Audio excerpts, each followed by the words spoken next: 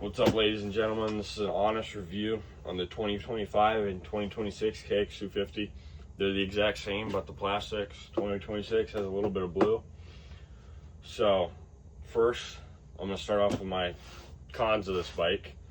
First of all, bolts strip very easily on this bike.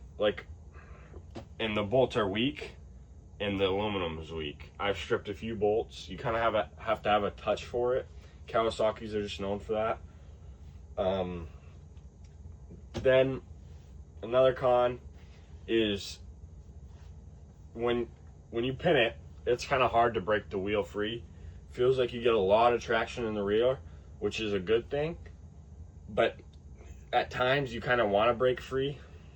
Compared to my old RMZ 250 and my CR 250, obviously the CR will break free really easily, but the RMZ was the same size bike and it just broke free a lot easier. It did want to wheelie a little more. This one feels super planted to the ground. It feels like you're not going anywhere. So it's pretty predictable. The power is pretty smooth, but I just sometimes wish I could break the rear wheel free. Another con with this bike, I feel like the rear brake isn't as touchy as I'd want it to be. Maybe it's just me, but I don't know. Then the suspension, I am a 170 pound rider, probably 180 pounds of gear on. When it came, it was very stiff and I had to like loosen it up a little bit. But after that, it didn't cost me money to get it sent out. I could just do it with the clickers and stuff, but it just was very stiff when I got it. All right, now I'm gonna do the pros. Another con I have with this bike, the water gets in the headset bearing and it ruins the bottom bearing. I mean, it's fine. You could feel it's a little rough a little bit, but you're just gonna have to replace the headset bearings every once in a while. Water seeps in through that seal and it's just a Kawasaki problem. One of my other pros is the map switch. The second mode, the flashing blue light, I think it's more aggressive on the track. It absolutely shreds. You got to keep it up higher in RPMs, but it just shreds. And then the traction control, it's pretty good. I like to run it off, but in the trails and stuff, it works great. Another pro is just how comfortable this bike is. Like the rider triangle is just perfect. I can find the brakes every time. It's like everything is right where you want it to be. I feel like this bike was designed to be comfortable. Like the other bikes, they're designed to be fast. This one's just comfortable.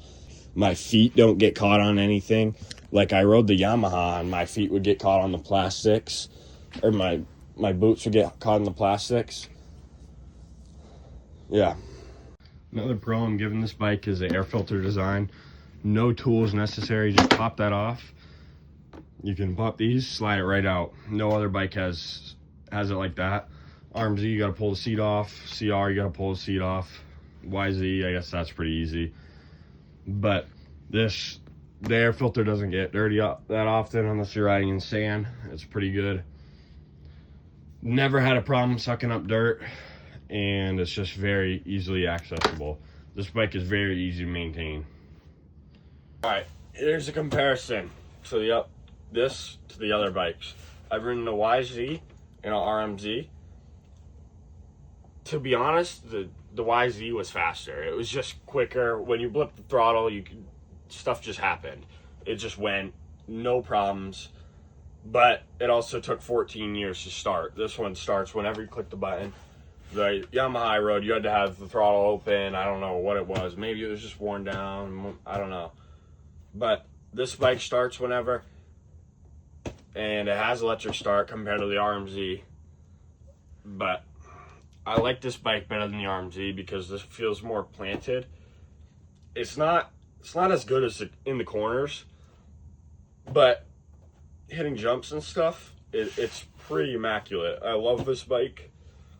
And this is an honest review from somebody who has to buy their own bikes, and I'm not sponsored or anything. I'm not that good of a rider. So you could either take my word for some of the stuff or don't. But I hit the jumps sometimes, most of them. But so I would choose this bike over everything but the RMZ. I've ridden Honda 2-strokes, but I feel like those aren't comparable to the new 4-strokes. They're not the same.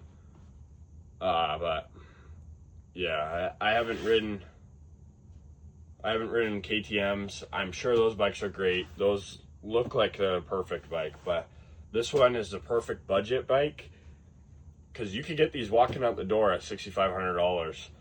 But this is a perfect budget bike with every feature you want: hydraulic clutch, everything, map switches, electric start, compared to the RMZ, which is like, you could get it $6,500 too. But that doesn't have the hydraulic clutch, mapping, electric start. I believe that does have dual fuel injectors though. But this bike is just great. I would pick it over a lot of bikes, but it's really up to you, personal choice. This bike is great for me, 180-pound rider with gear on, and I have really not many complaints about it. It's a great bike. Yep, thanks for watching.